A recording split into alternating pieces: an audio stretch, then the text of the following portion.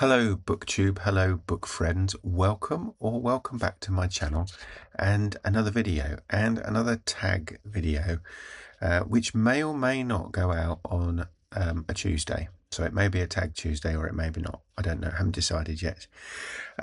This is the reader profile tag which was created by Hilary B. Green at the channel Book Bustle, and I will link to that below. And I was tagged by Nick at Dr. Cranky Pants Reads, who did an absolutely fantastic video for this tag with the help of some supporting cast, Emily, and I think in actual fact I will link to that below, and you should pause this video, go and watch Nick's video and then come back, if that makes sense. So go do that and come back. You still here? Okay, we'll carry on then.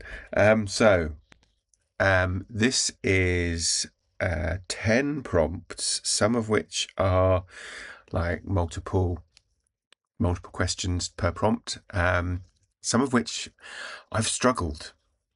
I think it's the last but one prompt I really struggled to come up with answers for, and all of the others I struggled to come up with answers for, more because I had I want to pick all of these books for that answer. So this is one of those tags. I think if I were to do it in, I don't know, 6 months time, I would probably pick some different books for some of the answers and different characters for some of the answers. So who knows?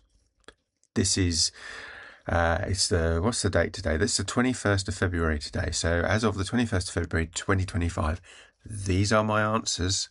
They are subject to change. So let's get started, shall we? What for you makes a good book? Now, depends whether it's fiction or non-fiction. So let's deal with fiction first. If it's fiction, it has to have a good story. It has to have a good story, and it has to capture me quickly. Somebody asked, I think it was yesterday, I think it was Ted Reads instead, said, what's your DNF limit? And mine had always been about, like, if it was a Kindle book, about 20% or 100 pages. And then more recently, I came across a version which is 100 pages minus your age. So that for me means under 50 pages now. So it has to capture if it's a fiction book, it has to capture me in that, under 50 pages. Sometimes I'll keep going if I'm not quite sure, but 50 pages, let's call it 50 pages. If it's non-fiction, it has to have a good story. It has to be quite like a narrative non-fiction for me, I find. If it's just a non-fiction that's regurgitating facts, like a history book that, such and such a king was born in such and such a date, and had such and such a number of sons and daughters and died and such, and that just doesn't interest me. I'd much rather know, which I think consequently means I'm more of a modern history guy when it comes to history. But yeah, non-fiction has to have a good story as well. So yeah, there you go. Story. It's all about story. What are you currently reading? I'm actually not, because I've just finished both of the books that I was reading. So that I've just finished reading Carla's Choice, which there will be a vlog about shortly, probably before you see this video, in fact. So yeah, I'm gonna mess with time again. So that's that one, and then I've also just finished The Walls Have Ears by Helen Fry, this is non-fiction, and this was fascinating. So yeah, I will talk about that probably in a weekly wrap-up video in due course. So yeah, that's kind of what I finished reading like in the last 24 hours or so. So I need to find a new book. Question number 2. What are you... No, that was question number 2. What are you currently... Question number 3. What is the last book you didn't finish and why? I think the last book I remember not finishing is Lonesome Dove. Now, I tried to read this for June on the Range last year, and I got so far. In fact, page 84, so bust my rule. I just couldn't get into it. I don't know why. I don't think it was me at the time, so I didn't finish it. But I'm gonna have another go for June on the Range this year, in 2025. So watch this space, because this may come back. I think it was me, and I just didn't have it in me at the time to read this. So yeah, watch this space. Question number 4. What obscure book do you wish other people would read? I don't think this book is particularly obscure. I've mentioned it on the channel before, but I think it's one that, I don't know, I think when people kind of look at the blurb on the back cover, or find out what the book's about, they don't really get it. But I love this book. This is Common Ground by Rob Cohen. It's a natural history memoir, for want of a better descriptor, and it's fantastic, and it all stems from a patch, Rob's local, or what was his local patch, near Sheffield, when he moved house from London, and it's about the wildlife there, and about the community, and it's told from a number of different perspectives, some of which are the animals that live there, or cross-pollinating human and animal characteristics. So I just go read it. You'll enjoy it. I really love this book. So, where have we got to? What's the longest book you've ever read? I think it's one that I read fairly recently, and I keep mentioning, and it's The Count of Monte Cristo. This in this edition, this is 1,462 pages. I think the only other longish book of that size that I've read is Lord of the Rings, and I had a quick look at my copy that's got the 3 books all in one, and that's just over 1,000 pages. So I think Count of Monte Cristo is longer. Well, obviously it is, but that's probably it. So yeah, Count of Monte Cristo. If you could have a dinner party, which 5 fictional characters would they be? If you could have a dinner party with 5 fictional characters, who would they be? This is one of the ones I struggle with, because my dinner party started out as a medieval banquet almost, with great big long tables. To get it down to 5 was tough, really tough. And I think, again, ask me in 6 months' time, and it would be 5 different characters. And even the first one I'm struggling with. So I would either have, depending on their availability, I would either have Porthos or Athos from the Three Musketeers, one or the other. I'm not sure which. And at one point I was going to have Athos, and then I was going to have another character from the Three Musketeers, Lady de Winter, and I thought that's not a good idea, because they're probably going to fight. So I thought I'll have Porthos. But yeah, one or the other. And I haven't picked Lady de Winter as one of the others, so it's immaterial. But yeah, whichever of the 2 responds first. Number 2 would be Aslan from The Lion, the Witch, and the Wardrobe. Nobody said they've got to be human. So yeah, I think a bit of lion wisdom there. And he could keep everybody in order, big enough, tough guy, but also very wise and knowledgeable. So yeah. Number 3 would be Miss Marple. from Agatha Christie's novels. I figure if any of us get poisoned or murdered during the course of the evening, then as long as it wasn't her, she could investigate, and that would sort things out.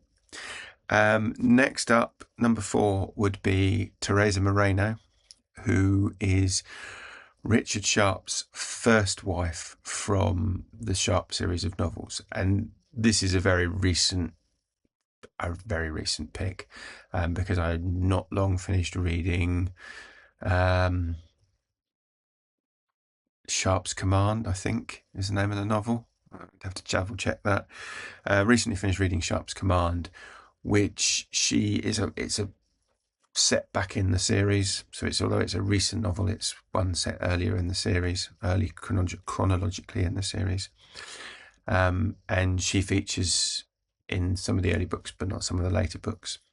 But she featured quite a lot in this book, and it kind of got me like, oh, I'm really interested to find out more about her character and so on. So yeah, I'd like to, have a chat with her, pick her brains, and and then finally, Patrick Hyde from Craig Thomas's Aubrey and Hyde series of books. I got it down to, do I have Aubrey or do I have Hyde? And I figured Hyde's probably got more good stories to tell because he's the field agent, whereas Aubrey's the kind of strategic, he's the desk spy, for want of a better term. So yeah, Patrick Hyde's probably got more stories. So I think, like I say, 6 months' time, it'll be probably 5 different characters. But yeah, those are my 5 for my dinner party. I'm not quite sure what we'll be eating. But yeah, we'll wait and see. 7, 5 books you'd want if stranded on a desert island. This was tough. It's like, I want more than 5. What can I have? And if you're familiar with Desert Island Discs, I'm assuming that this is of a Desert Island Discs variety. So I'm assuming that the complete works of Shakespeare and the Bible are included because they are on Desert Island Discs. Although I don't think I'd pick either of those, to be honest. If it was 5, I might have Shakespeare if we got up to 6 or a dozen or something. But yeah, probably not in 5. So what have I chosen? I have chosen The Three Musketeers, Quelle Surprise. Yes, I want to reread The Three Musketeers. So if I'm stuck on a desert island, then why not? I'd need a comfort read. So I've gone for a Dick Francis as one of my comfort read authors, and I've gone for High Stakes because it's one of my favourite stories. So yeah, that's High Stakes. I need I need a bit of murder mystery, and although I know how this ends or who did it, I've gone for Death on the Nile because I love the story, I love the films, pretty much all the versions that they've been. So yeah, Death on the Nile. I need a bit of natural history, so I've gone for The Darkness is Light Enough by Chris Ferris because I think this is seminal natural history. It's probably well out of print by now, but yeah, it's another one of my favourite natural history books. So gone for that. And then I'm cheating. I needed a Craig Thomas. So I went for Firefox Down and Sea Leopard in this compendium. Because it said books. So 5 books. So this is a book. Although it has 3 stories in. Is that allowed? If I only had to pick one, I'd probably go for Sea Leopard though. So yeah, those are my 5. Question 8. One book you could not put down. That's also a Craig Thomas, one that I read last year, which is The Last Raven. And it's quite, I don't know, it's about book 5, book 6 in the Aubrey and Hyde series. And I just couldn't. It was like I was up till almost the early hours of the morning on a couple of occasions reading it because it was just had me totally sucked in. Fantastic book. So yeah, that's A recent book that I mean, there's been a few, but that's the one that really stuck in my mind and is kind of still living there in the sense of how the story played out and what happened and so on, and how you kind of, it's a bit like you get a lot of thrillers and you think, yeah, just, it's like you get a Jack Reacher thriller and he's like, beating up all the bad guys, and it wasn't like that. But there were moments you think he's just not gonna survive. How is he gonna survive that? And and it is literally doesn't come away unscathed. But yeah, anyway, The Last Raven by Craig Thomas. Question number 9. 5 books or authors you will never read. Now this is one that I struggled, and I've only actually written down one answer for this. There are, I think, some things that I will say about authors who recently have had revelations about them, and I'm thinking of Cormac McCarthy and Neil Gaiman in particular. And I'm kind of thinking, not now. No, I'm not going to read you now. I have read both authors in the past. At the moment, I'm no, sorry. I appreciate that some of the allegations are alleged, but I'm not at the minute. But never say never, as I say. And I think that's about separating the art from the author. So earlier last summer, I had an email from Waterstones. I get a lot of emails from Waterstones, funnily enough. And this one was advertising an upcoming release that they thought I'd be interested in, political biography, which is not an unreasonable kind of guess. I'm thinking they sent it to their entire mailing list. I don't think it was targeted in any way. And this was the biography, I don't know if it's written or ghostwritten, but by our former Prime Minister, Boris Johnson. And I was thinking, no, there is no way in God's earth that I would read that book. No. Sorry, the guy's a liar, and that's proven that he's lied about multiple things.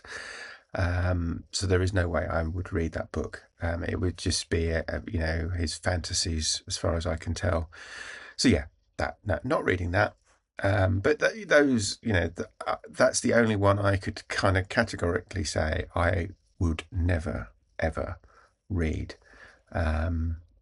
I can't think of a circumstance, unless it was, you were threatening my life or my family or something you did, it would be extreme for me to have to read that book. So yeah, that's the only one I could think of. And as I say, there are other authors who potentially, yes, I would not read or cease to read for a variety of reasons. But never say never, I think, is probably the motto there. Final question. If you were to write a book, what would it be about? Well, my book is it's a crime thriller with a technological bent to it. That's all I'll say. So that's my book. And that's it. So thank you, Hilary, for coming up with the tag. Thank you, Nick, for tagging me. I'm sorry this isn't as fantastic as your video, but I do appreciate being tagged and being given the opportunity to put the video out there. And if you've made it this far, thank you all for watching, and I will speak to you again soon. Take care. Bye-bye.